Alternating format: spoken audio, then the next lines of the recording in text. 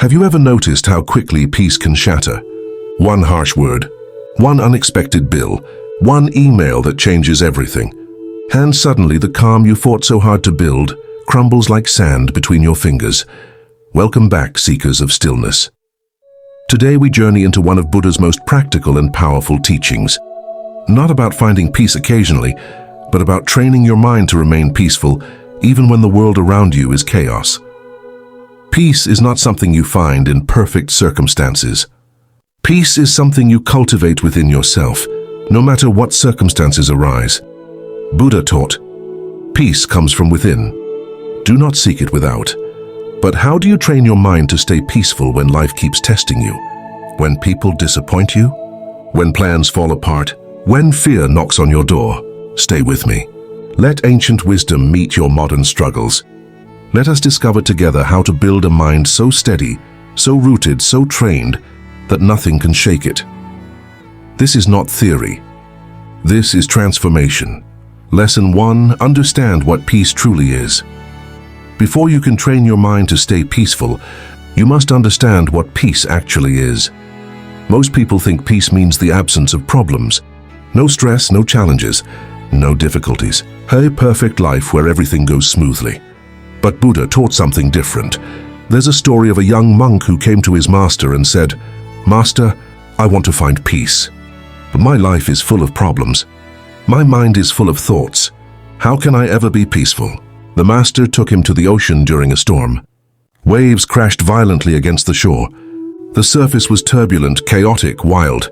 "Look at the surface," the master said. "Do you see peace?" "No," the monk replied. "Only chaos." "Now," the master said, "imagine diving deep beneath those waves, down where the ocean floor rests, down where the currents cannot reach. That is where peace lives, not on the surface but in the depths." Peace is not the absence of chaos. Peace is the depth within you that remains untouched by the chaos at the surface. You will have problems. People will upset you. Life will throw curveballs. The waves will come. They always do. But you can train your mind to dive deep, to access that inner stillness that exists regardless of what's happening around you. Buddha said, "Nothing can harm you as much as your own thoughts untamed. Your circumstances don't steal your peace. Your reaction to circumstances does. Your untrained mind does. Your attachment to things being different than they are does. So recognize this truth. Peace is already within you. You're not trying to create it. You're training yourself to access it, even when the surface of life is stormy. This changes everything, because it means peace is always available. You just need to know how to reach it. Lesson 2. Your thoughts are not you. Buddha taught that the mind is like the sky, and thoughts are like clouds passing through. Most people believe they are their thoughts. When an anxious thought arises, they say, "I am anxious." When an angry thought appears, they say, "I am angry." But you are not your thoughts. You are the awareness witnessing your thoughts. This distinction is revolutionary. Imagine sitting by a river, watching leaves float by. You don't jump in after every leaf. You don't panic when you see a brown leaf or get excited by a green one. You simply watch them pass. Your thoughts are the same. They arise, they exist for a moment, they pass away. An angry thought appears. You notice it. There's anger. But you don't become it. You don't let it pull you into a story. You just watch it arise and fade. A worried thought appears. You notice it. There's worry. But you don't feed it. You don't spin scenarios. You just observe it like a cloud passing through the sky. Buddha said, "The thought manifests as the word manifests as the deed develops into habit, and the habit hardens into character. So train your mind at the source, at the level of thought. When a disturbing thought arises, don't fight it. Don't suppress it. Don't judge yourself for having it. Simply label it: thinking, worrying, planning, remembering, judging. Then return your attention to your breath, to the present moment, to the awareness beneath the thought. Over time, thoughts lose their power over you. They still come, but they don't control you. They don't steal your peace. You begin to rest in the awareness that watches the clouds rather than being tossed around by every passing weather pattern. This is freedom. This is trained peace. Lesson 3. The sacred space between stimulus and response, there is a space. In that space lies your power. This is one of the most practical teachings you'll ever receive. Someone insults you. Pause. Before you react, breathe. Bad news arrives. Pause. Before you spiral, center yourself. An old trigger gets activated. Pause. Before you fall into the pattern, observe.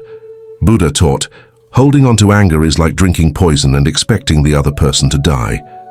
Most people react instantly. Something happens, and immediately they're swept away by emotion. No space, no choice, just automatic reaction. But you can train your mind to create space. First, recognize your triggers.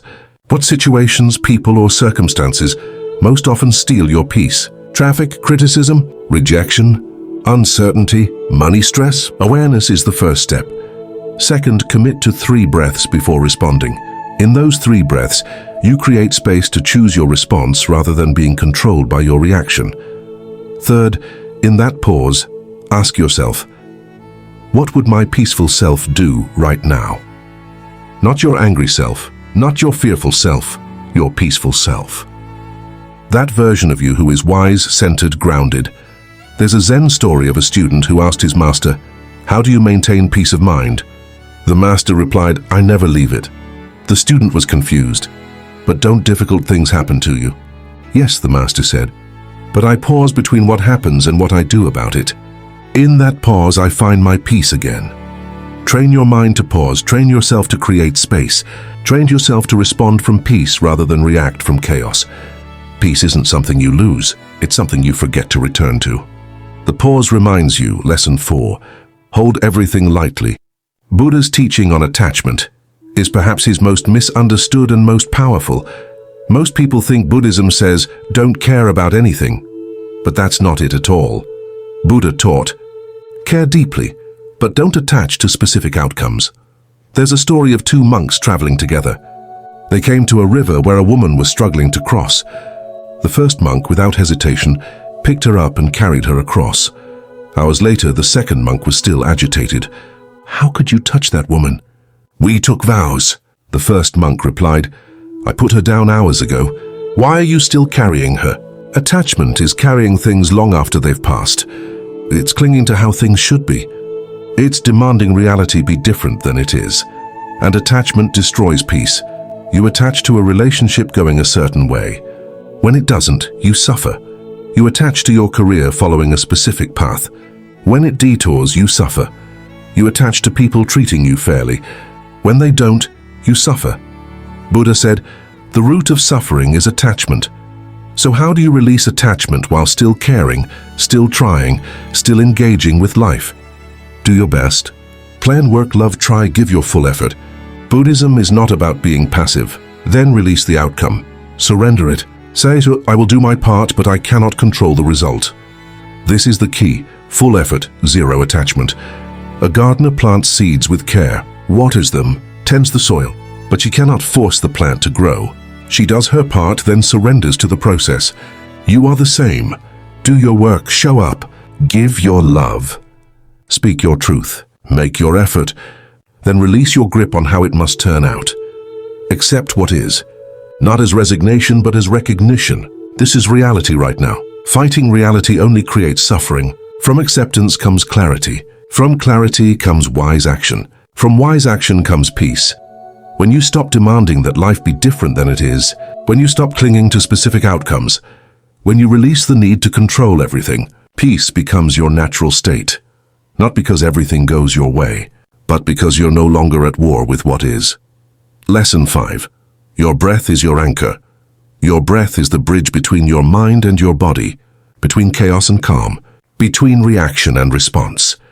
Buddha taught mindfulness of breathing, not as a meditation technique alone, but as a life practice. When your mind is disturbed, your breath becomes shallow, rapid, tight. When your mind is peaceful, your breath becomes deep, slow, steady. But here's the key. The relationship works both ways. You can't always control your thoughts directly, but you can control your breath.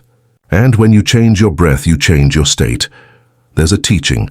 When the breath wanders, the mind is unsteady. When the breath is still, the mind is still.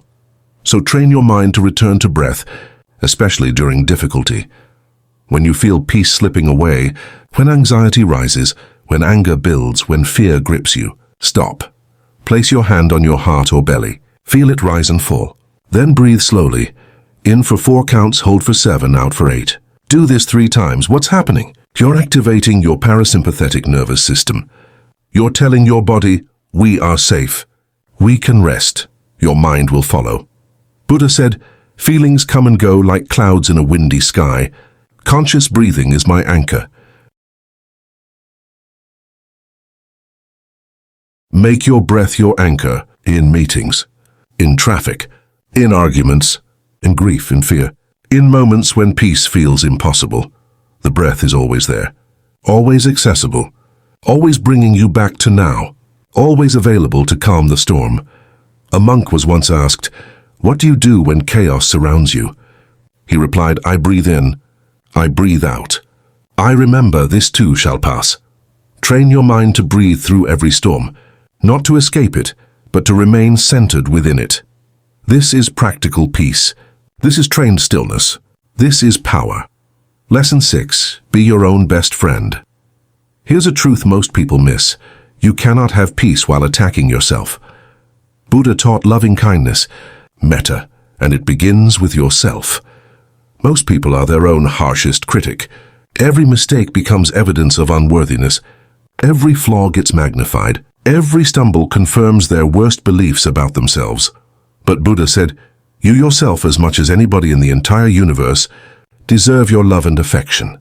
When you're harsh with yourself, your mind cannot be peaceful, for it's constantly in conflict, constantly at war with who you are.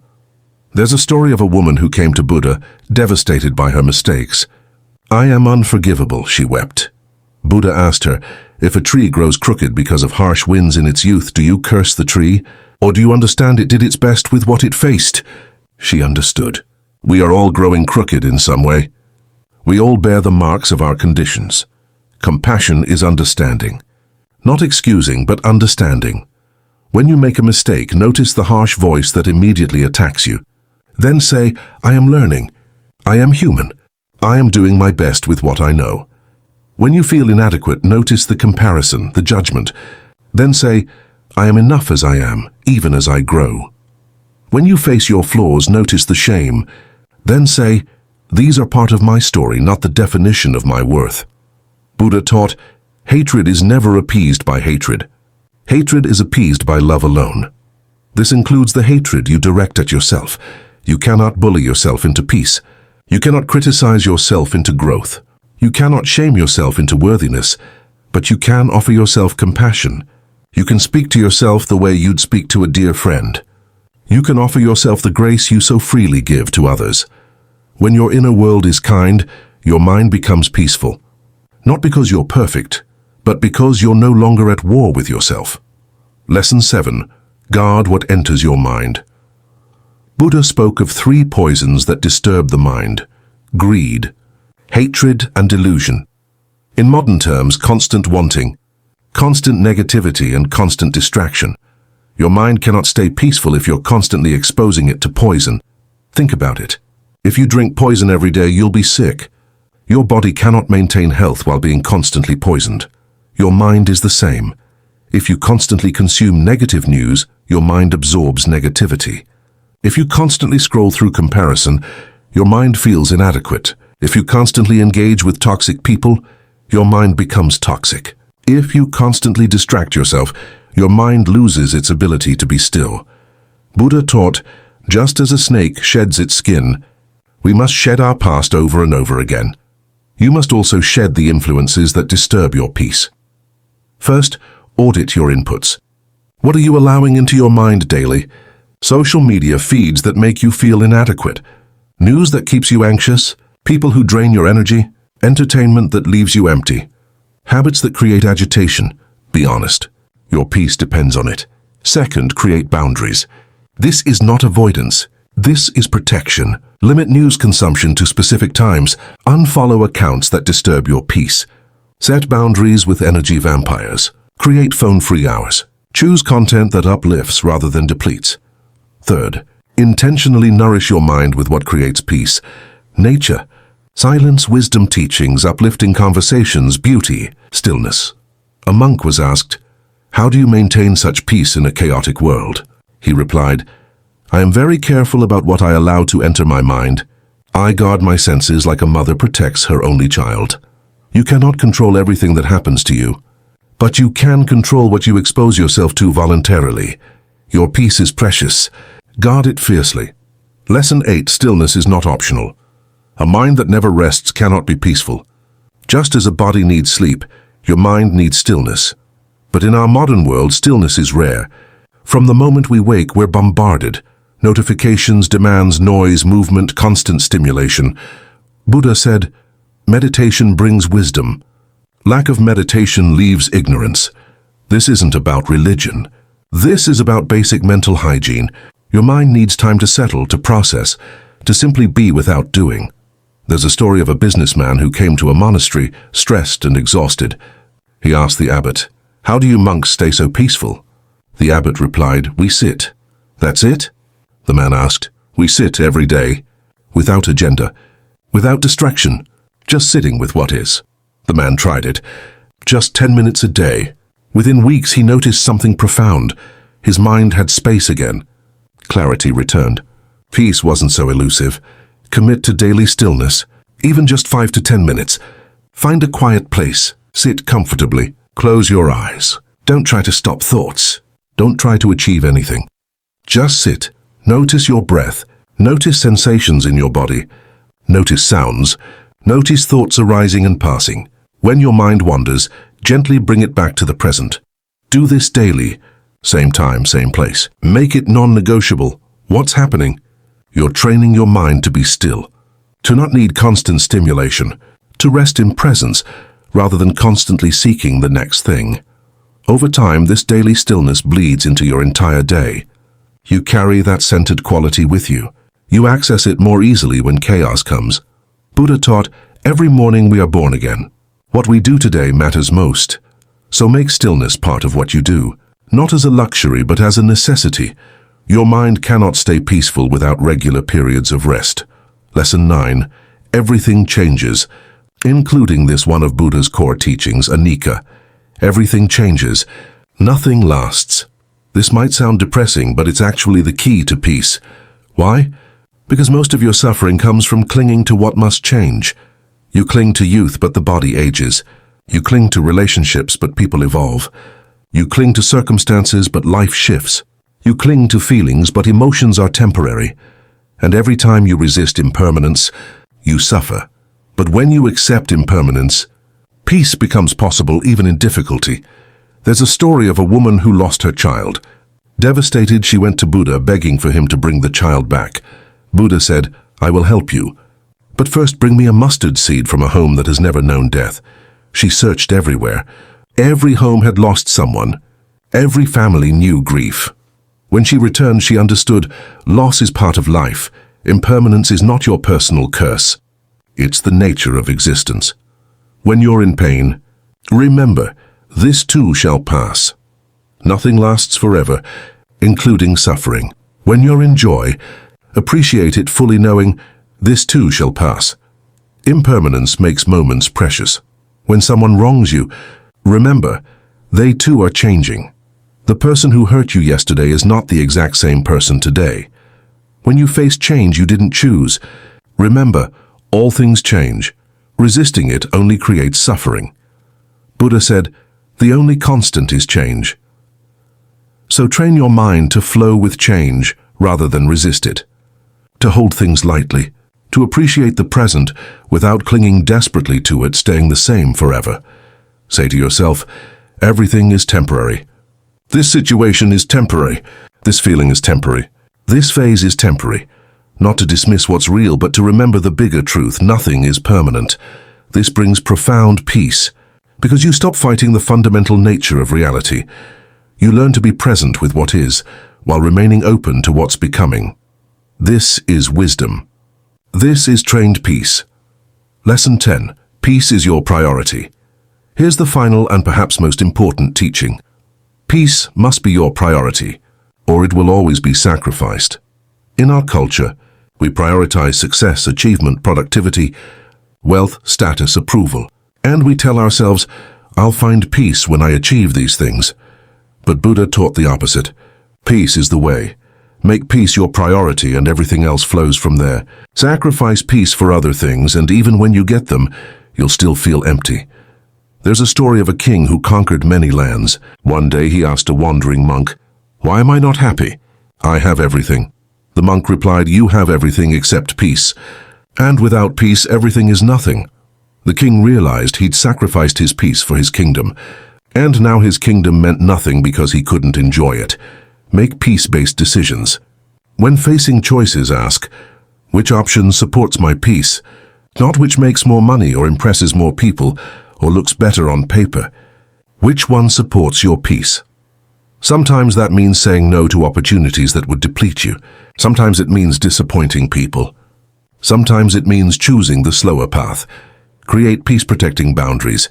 I don't engage in gossip because it disturbs my peace. I don't overcommit because it disturbs my peace. I don't scroll mindlessly because it disturbs my peace. I don't stay in toxic relationships because they disturb my peace. Your peace is the compass. Let it guide every decision. Start and end each day with peace. Morning, stillness, breath, intention setting. Evening, reflection, gratitude, release. Make peace the bookends of your day. Buddha's final words were, "Work out your own salvation with diligence." Your peace is your responsibility. No one else can give it to you. No circumstance will deliver it. No achievement will guarantee it. You must train your mind. You must make it priority. You must choose it daily. But when you do, something miraculous happens. Peace stops being something you search for and becomes who you are. Conclusion. Training your mind to stay peaceful is not a one-time achievement. It's a daily practice, a moment-by-moment choice, a lifetime commitment. But it's the most important work you'll ever do. Buddha taught, the mind is everything. What you think, you become. So train your mind by understanding what peace truly is. Recognizing your thoughts are not you. Creating sacred space between stimulus and response. Holding everything lightly. Using breath as your anchor. Treating yourself with compassion. Guarding what enters your mind. Making stillness non-negotiable. Accepting impermanence. And making peace your ultimate priority. These are not theories. These are ways of being. Live them daily, consistently, patiently. Some days will be easier than others. Some days you'll feel centered and calm. Other days you'll feel like you've forgotten everything you learned. That's normal. That's the training. Every time you return to peace after losing it, you're getting stronger. Every time you choose the pause, you're rewiring your brain. Every time you breathe through difficulty, you're proving to yourself, I can do this. Buddha said, drop by drop is the water pot filled. So be patient with yourself. Be consistent. Be committed to your peace. And remember, you're not trying to eliminate all disturbances. You're training yourself to remain centered within them. The storms will come. The waves will rise. Life will challenge you.